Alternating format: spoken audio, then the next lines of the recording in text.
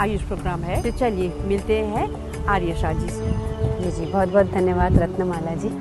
एक बार पुनः आपके आयुष प्रोग्राम में आने का अवसर आपने दिया, बहुत अच्छा लग रहा है और हमारी ये बातें लोगों को फ़ायदा करें, यही हम चाहते हैं कि छोटी छोटी टेक्निक से कैसे हम खुश रह सकते हैं। खुश रहना सबका अधिकार है। आर्यशा जी, हम ये जानेंगे कि आयु इसका मतलब है, तो आयु कैसे बढ़ती है, तो इसके 4 आधार स्तंभ बताए आयुर्वेद के अनुसार। तो उसमें बोला कि आहार, निद्रा और ब्रह्मचर्य। सुनने में बहुत कठिन शब्द लगते हैं लेकिन बहुत सरल हैं। आहार मतलब भोजन। भोजन हम कैसा खाते हैं वैसे हमें प्रसन्नता या अप्रसन्नता होती है, खुशी और दुखी हम होते हैं, क्योंकि जो भोजन होता है वो हमारे हार्मोन्स को प्रभावित करता है। जैसे हम बोलते हैं ना कि ऐसा करो हैप्पी हार्मोन्स बनेंगे, तो हैप्पी हार्मोन्स कैसे बनेंगे, तो क्या खा रहे हैं वो हार्मोन्स लॉन्ग टर्म के लिए हैप्पी बन रहे हैं कि शॉर्ट टर्म के लिए बन रहे हैं। तो आहार बहुत महत्वपूर्ण भूमिका निभाता है अपने आप को खुश रखने के लिए। और फिर दूसरा है कि निद्रा, व्यक्ति कितना सोता है। जैसे कि पिछली बार भी हमने बात की थी, तो 7 से 8 घंटे की नींद होनी चाहिए। एक उम्र के हिसाब से फिर वो कम ज़्यादा हो सकता है।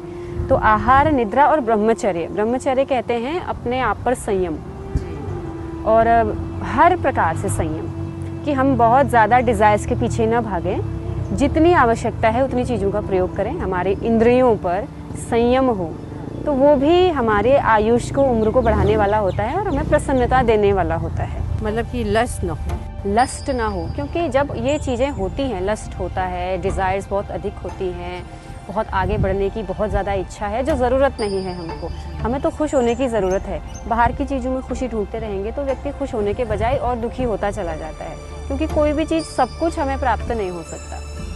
तो अब जैसे आहार में हम यदि बात करें तो आजकल न्यू ईयर है, तो लोग खाना पीना, जैसे भी हम पिछली बार बात कर रहे थे, तो भोजन बहुत आपने सुना होगा, जैसा खाए अन्न वैसा होए मन, आपने सुना होगा।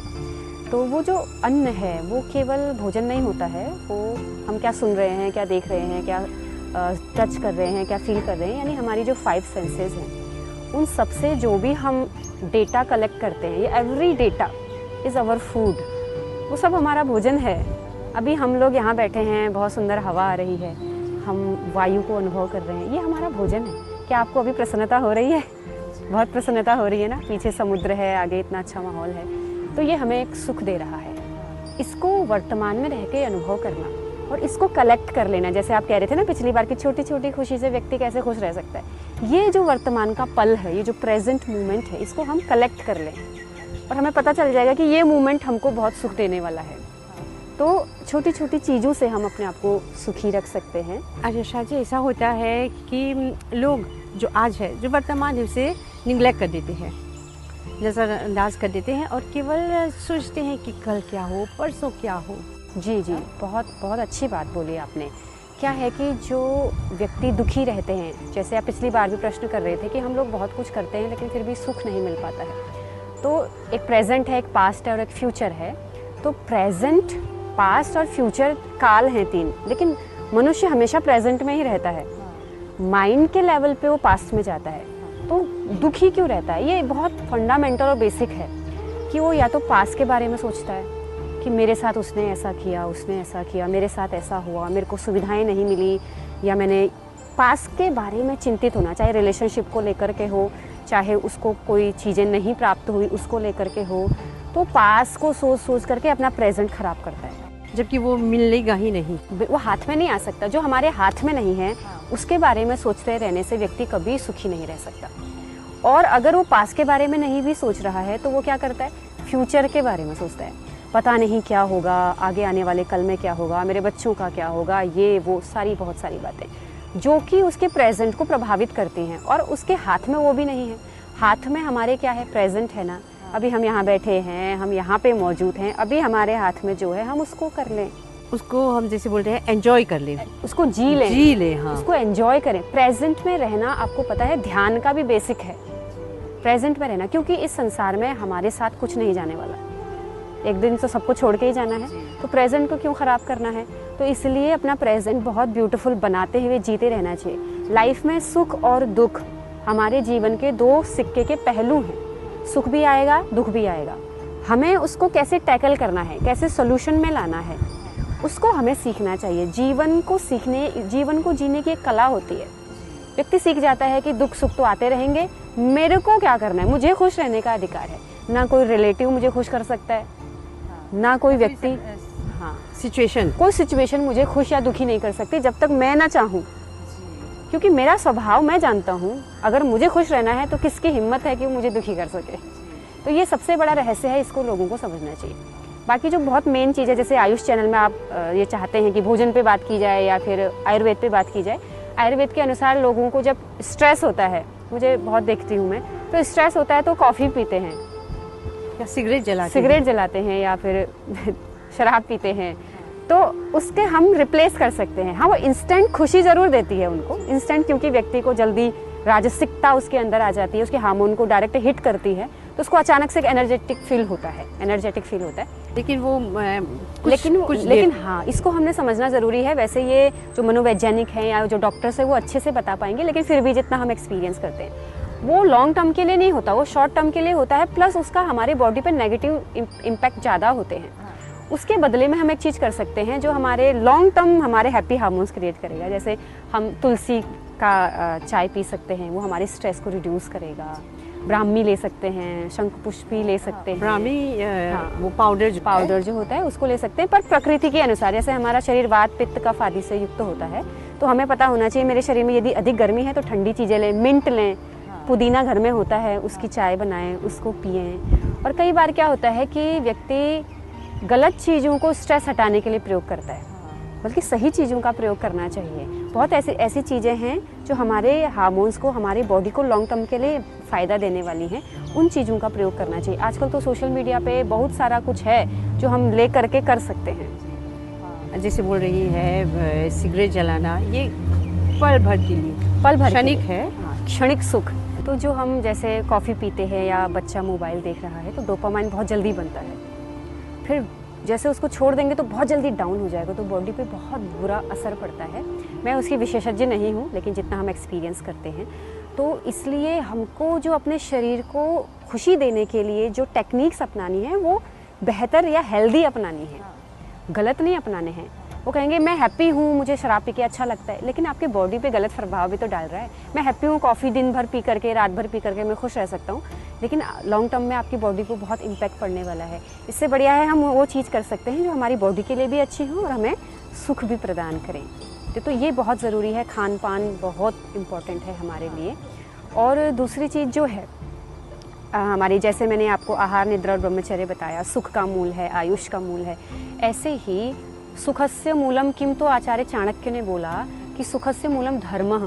जब व्यक्ति धर्म का पालन करता है, धर्म का मतलब कोई रिलीजन नहीं है, रिलीजन अलग चीज़ हो सकती है, कम्युनिटीज़ अलग हो सकती है, पर धर्म का मतलब है अपनी ड्यूटीज़ को फॉलो करना, अच्छे गुणों को धारण करना, अपने कर्तव्यों का पालन करना, तो ये और अपने स्वभाव को जानना, ये धर्म है। तो सुख का मूल क्या है, प्रश्न पूछा गया, तो बोला सुख का मूल है धर्म। हमें अपने जीवन में धर्म का पालन करना है। जब हम दूसरे की मदद करते हैं तो हमको बहुत अच्छा अनुभव होता है। उस सुख से आप कॉफ़ी के सुख को कंपेयर थोड़ी ना कर पाएंगे, वो एक अलौकिक सुख है। आप अभी आयुष चैनल से लोगों के लिए कुछ अच्छा कर रहे हैं, आप चाहते हैं कि लोग सुखी रहें, तो ये जनहित में काम हो रहा है। यद्यपि आपका काम है, लेकिन ड्यूटी कर रहे हैं ना आप अपनी, तो आपको जो इससे सुख मिलेगा, जैसे आपके चैनल को आप लोग कहेंगे कि वो ब्रॉडकास्ट आपका बहुत अच्छा था, तो आपको लगता है, बड़ा अच्छा लगता है, तो वो सुख जो आपको मिला है, वो अंदरूनी सुख जो आपको प्राप्त हुआ, वो धर्म करने से हुआ। आपने अपनी ड्यूटी की, तो सुख तो मिलेगा, लेकिन वैसा नहीं मिलेगा जैसा आपने ब्रॉडकास्ट में बहुत सुंदर लोगों को प्रेरित किया था। आप, कोई भी विद्वान आता है, कोई भी व्यक्ति आता है, उसको लेकर के बैठते हैं, कितनी मेहनत करते हैं, ये मेहनत आपको सुख देता है कि नहीं देता है? दूसरों के लिए किया गया हुआ कोई भी धर्मयुक्त कार्य जिससे वेलफेयर में काम हो रहा हो, जिससे लोगों का भला हो रहा हो, वो हमको बहुत सुख देता है। किसी को, गरीब को कुछ देना, डोनेट करना, जिससे हमको लगता है कि मेरी आत्मा को प्रसन्नता मिलेगी। और करके देखें, वो जो गलत चीज़ें अपनाते हैं उसको रिप्लेस करके हम अच्छी चीज़ें करके देखें ना, तो अपने आप प्रैक्टिस होगी।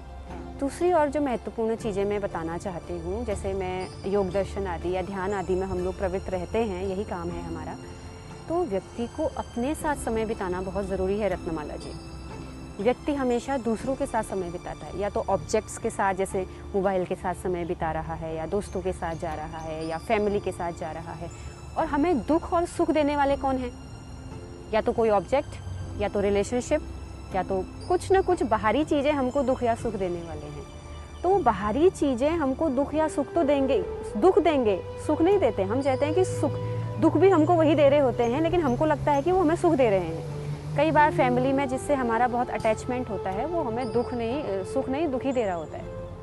अटैचमेंट की वजह से हम सुख प्राप्त करते हैं उससे, लेकिन जब वो हमारे विरोधी स्वभाव का हो जाता है या हमारे ऑपोजिट जाता है, तो कल तक जो हमको सुख दे रहा था वही आज हमको बहुत दुख दे रहा है।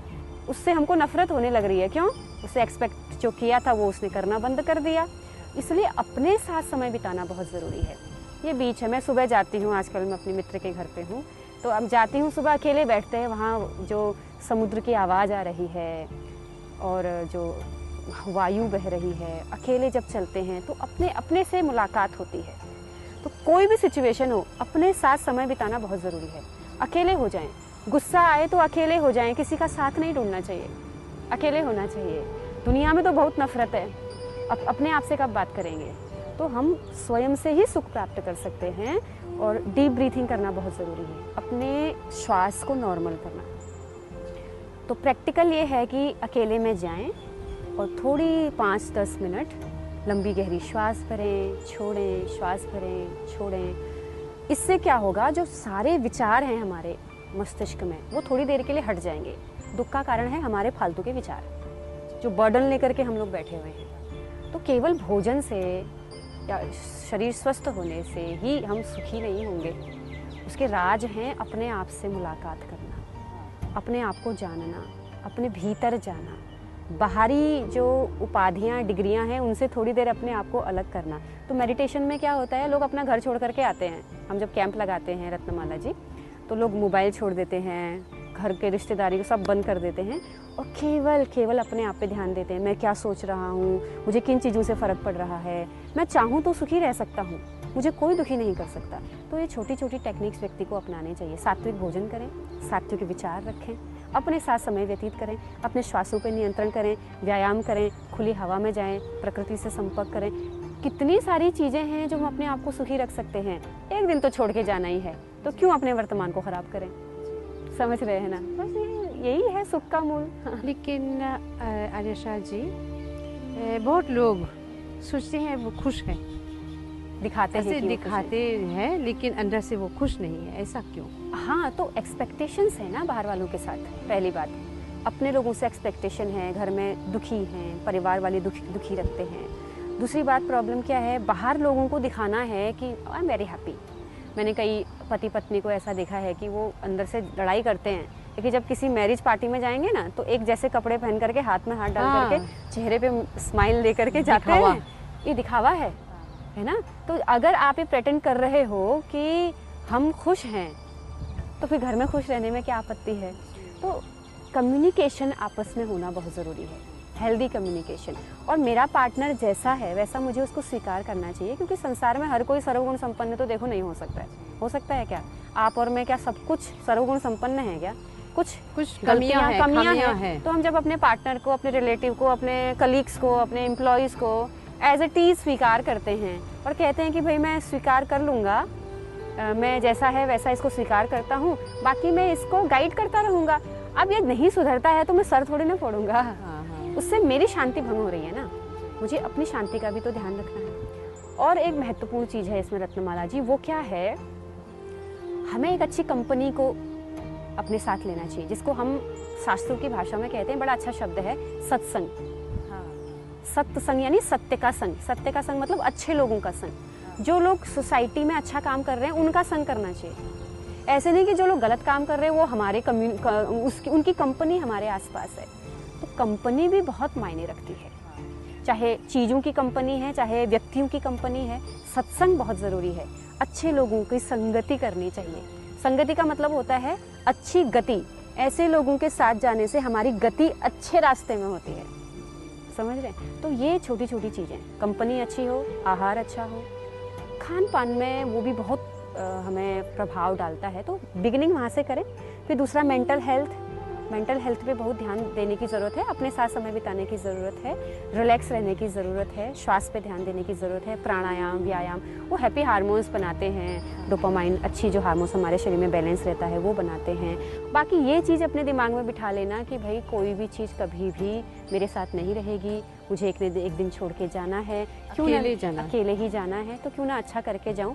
और जो दुख सुख है ये तो आते जाते रहेंगे, मुझे इसको टैकल कैसे करना है ये मुझे सीखना है, मुझे दूसरे को सिखाना है। कल के दिन मैं दूसरे का मेंटोर बनूं, एग्जाम्पल बनूं। कोई मुझसे पूछे कि मैं बहुत दुखी हूँ, मैं क्या करूँ, तो हम उसे समझा पाएंगे। वो तभी समझा पाएंगे ना जब मैंने स्ट्रगल किया होगा, जब एक्सपीरियंस होगा। और दुख हमें जीवन में तराशते हैं, है ना। हमारे जीवन में अगर बहुत सारे कष्ट हैं तो इसका तात्पर्य क्या है कि वो हमें और बेहतरीन बना रहे हैं। हमारे जो फ्रीडम फाइटर्स हो गए, जो महापुरुष हो गए, उन लोगों ने क्या किया, हमारे लिए फांसी के फंदे तक लटक गए कि नहीं लटक गए, सुखी, वो उसमें सुखी थे। वो कहते थे हम विदेशियों का गुलामी स्वीकार नहीं करेंगे, हम फांसी पे लटकने को सुख समझते हैं। बहुत सही से समझ रहे हैं। बहुत सारे एग्जाम्पल्स हैं हमारे भारत में तो भरे पड़े हैं। हम लोग तो उनसे सीख करके आज यहाँ थोड़ा बहुत कुछ कर पाते हैं। तो सुख के प्रति दृष्टिकोण हमारा क्या है? खाने पीने में ही सुख है, पिज़्ज़ा खाने में सुख है, जरा दारू पीने में सुख है, कि हम सोसाइटी के लिए क्या कर रहे हैं उसके लिए जान भी देना पड़े, उसमें सुख है। दृष्टिकोण, और दृष्टिकोण कब बदलता है? जब हम अच्छा स्वाध्याय करते हैं, अच्छी हमारी कंपनी होती है, अच्छी पुस्तकें पढ़ते हैं। एक बहुत अच्छी बात आपने बोली, अच्छी पुस्तकों का स्वाध्याय भी बहुत ज़रूरी है। ऐसा नहीं कोई भी नोवेल पढ़ रहे हैं, होते ना, पुस्तकें होती हैं। कौन सी पुस्तकें हमारे विचारों को शुद्ध करती हैं? शरीर शुद्धि ज़रूरी है, नहाते हैं, धोते हैं, अच्छा खाते हैं, ये बाहर की चीज़ें हैं, है ना, थोड़ा गट ठीक हो जाएगा ज़्यादा से ज़्यादा। लेकिन मन की शुद्धि कैसे होगा? जैसे मैं बोल रही थी, भोजन केवल खाना नहीं होता, विचार भी तो भोजन है ना। तो हम क्या पढ़ रहे हैं, क्या देख रहे हैं, क्या सुन रहे हैं, कैसी हमारी कंपनी है, वो सब हमारे विचारों को डेवलप करेगी, हमारे इम्प्रेशंस बनेंगे। वो इम्प्रेशंस के आधार पे हम लोग अपने जीवन में अपने स्वभाव को अनुभव करेंगे। तो अच्छा स्वाध्याय करना भी बहुत ज़रूरी है। तो ऐसे महापुरुषों के जीवन को पढ़ें जिन्होंने देश राष्ट्र के लिए बहुत काम किए। ऐसे लोगों के संगति में जाएं, ऐसे विद्वान आचार्यों के संगति में जाएं, उनसे पूछें, बातचीत करें। क्या अपनी छोटी छोटी बातों को लेकर ही परेशान हुए हैं? जब हम पत्नी से परेशान, पति से परेशान, बच्चे, ये तो बहुत छोटी छोटी चीज़ें। थोड़ा व्यापक सोचें। सबका अपना अपना संस्कार है, अपनी ओर से समझा दिया, बाकी बात खत्म। अपना ध्यान रखना बहुत ज़रूरी है। समस्या कहाँ आती है? जब हम अपना ध्यान रखे बिना दूसरे की ध्यान रखना शुरू कर देते हैं। अपने आप को तो संभालें, तभी तो दूसरों का ध्यान रखेंगे। तो अंदर से खुश रहने के लिए दृष्टिकोण बदलना पड़ेगा। यस, और अपना सेल्फ इमेज बहुत ज़रूरी है रत्नमाला जी। हम अपनी इमेज खराब करते हैं, मैं बहुत दुखी हूँ, मैं बहुत डिप्रेशन में हूँ, मेरे को कोई समझता नहीं है, ऐसा बोलना ही नहीं है। मैं बहुत स्ट्रांग हूँ और कोई मुझे समझे ना समझे, मैं सबको समझता हूँ। ये अपनी एक सेल्फ इमेज बनाना।